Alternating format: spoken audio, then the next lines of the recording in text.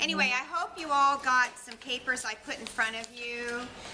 First of all, my name is Crystal Budd from Health Plans for Less, and I'm here to talk to you this morning about health insurance, and in particular Obamacare, which is the new Affordable Care Act. And you should have one of our little pamphlets that shows a lady with a headache. So maybe you've been one of these people, or maybe you've been one of the lucky few that haven't had any headaches, because maybe you have a group plan and you haven't had to make any changes yet. So there's a lot of questions, a lot of confusion going on in the marketplace today. So what I'm going to do this morning is hopefully take you through some basic questions. Maybe I'll help answer some of the questions that you may have and eliminate some of the confusion. So, and if I don't do that this morning, of course I'm always available at a later time to help you answer the questions that you may have.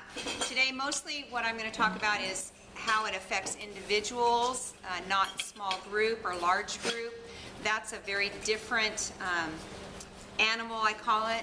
There's different regulations that you need to follow. So if you have questions regards to small group and large group, we do that as well. I also do Medicare for seniors or disabled people under the age of 65.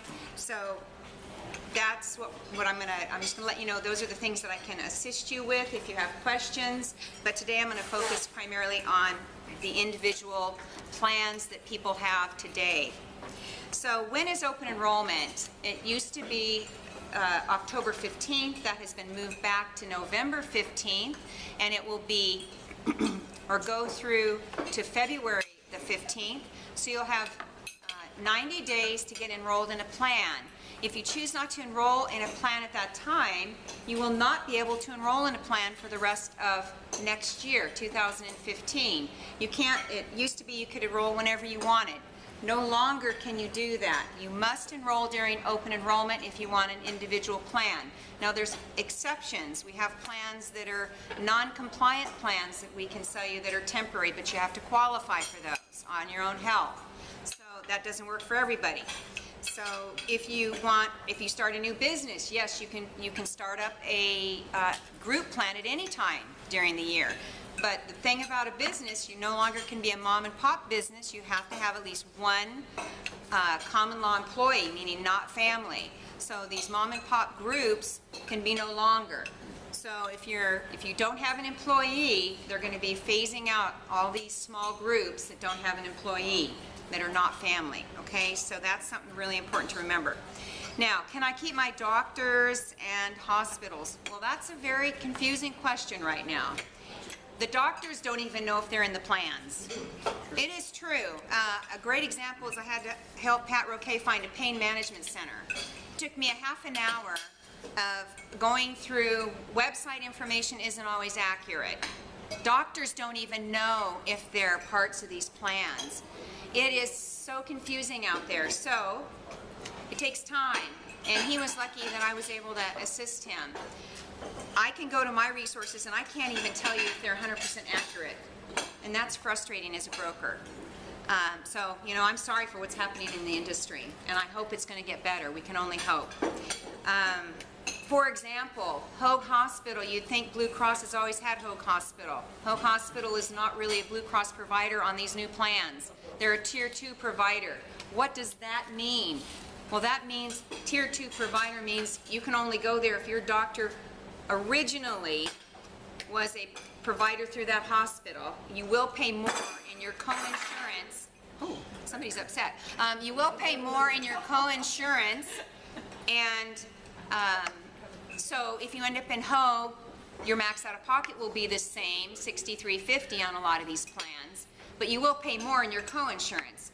So it's very confusing to everybody how they're doing this. Blue Shield was not a provider for Hoag until March of this year. So people bought different plans based upon the information that was available January and February, and then it changed again. So there are lots of class action lawsuits that are with these different companies because of the confusion. So I can only hope that things will improve for everybody this next go around, okay? So if you have a doctor that you want to keep or a hospital, please don't sign up on your own. You need to get assistance. You need to make sure what you want is what you can get, and if not, you're going to know what you're going to have to choose from, because it is not the same playing field that we had before. It is a very different environment.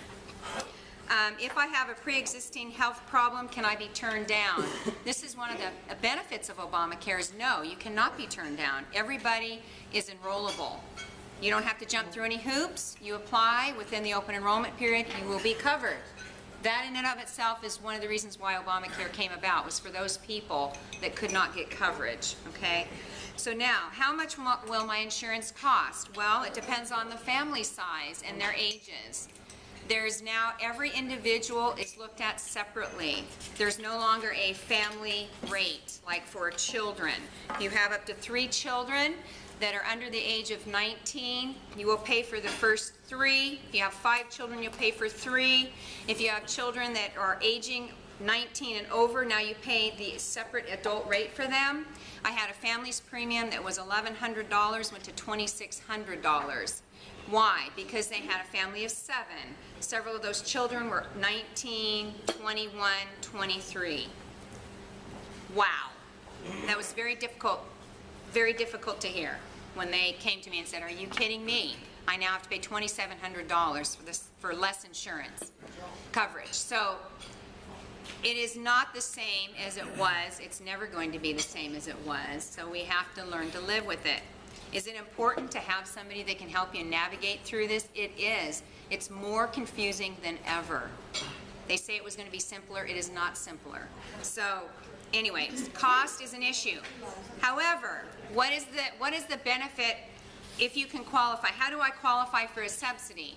Well, each person, if you make under about $46,000 for one person, you will qualify for a subsidy under Cover California. If you make less than $62,000 for 2 people, you will qualify for a subsidy. For 3 people, it's $98,000. 4 people, about $95,000. Those are the cutoffs. If you make less, you will get a higher subsidy. If you make more, you'll get a smaller subsidy. You make over that, you get no subsidy. Okay, that's how that works. How does filing taxes affect my subsidy? You must file your taxes on time, April 15th. I cannot stress this. If you are a business owner and you say, "I'll file an extension," or you're trying to get a subsidy, it will be taken from you. They cannot base the subsidy if they don't have the information. You must file your taxes on time. So that's really, really important. If you are married, you must file jointly or you will not get a subsidy. Okay, I have people say, "Oh, well, we file separately." Well, you don't get a subsidy if you do that. What is required to prove my income? We have to upload documents like California driver's licenses, tax returns, pay stubs, checking account information. They get very personal with your, if you want a subsidy, they're going to check you out with every piece of financial information that they need to say, yes, you qualify. That I will guarantee. What happens if my income changes? You must report it within 30 days. If it's over 10%, then if you do not, then they will be able to take back part of that subsidy when you file your taxes. If you, you wait till April 15th this next year. People are going to be screaming because they made more than what they stated if they did not state it correctly, and they got an $800 subsidy, and now they're going to take back $500 a month of that, and they're going to have to pay that back. So you need to monitor your income. It is your responsibility as the individual that you must update that every 30 days if you make more than 10% of what you stated on the application, okay? Will I pay a penalty if I do not enroll in a health plan? You bet. You're going to pay 1% of your adjusted gross income if you did not enroll this year. Next year it's going up to 2%, the year after 2.5%. Why are they doing that? They want you enrolled in a health plan. Eventually the penalty will be more than what the cost of the insurance will be. That's the goal. So everybody needs to pull on the same rope if this plan is going to work.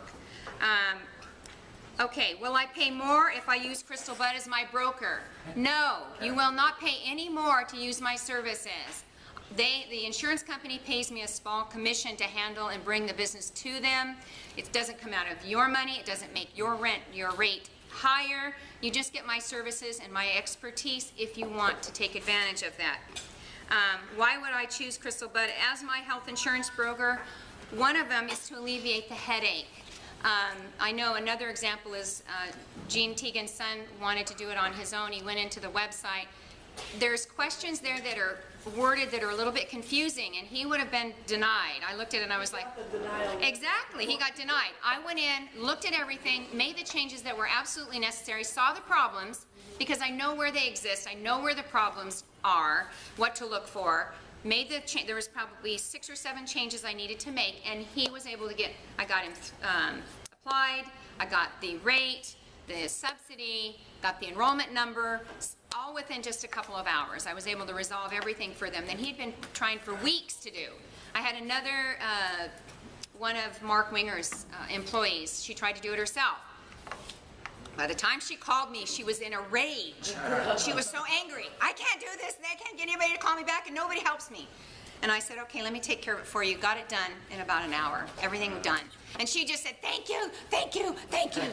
I'm going to kill myself. Okay. So on that note, please, there's going to be, again, a lot of confusion, and there's probably going to be more changes to come. My responsibility is I'm doing my continuing education to continually find out what's happening with the changes. I'm here to help you and assist your friends and your family. Please don't let them do this by themselves. It doesn't cost them anything. They will be your best buddy forever. If they do it and they're pulling out their hair, have them call me, okay? And it is my pleasure to help you. This is what I do. I can't say I love what I do right now, but it is what I do. And again, I want to be supportive and helpful to you if I can. Any questions? Yes. So, I signed up last year and then for Obamacare, or the plan I have. But the thing is, we filed an extension for our taxes, so we're not going to get our subsidy. You could be in trouble. Yeah.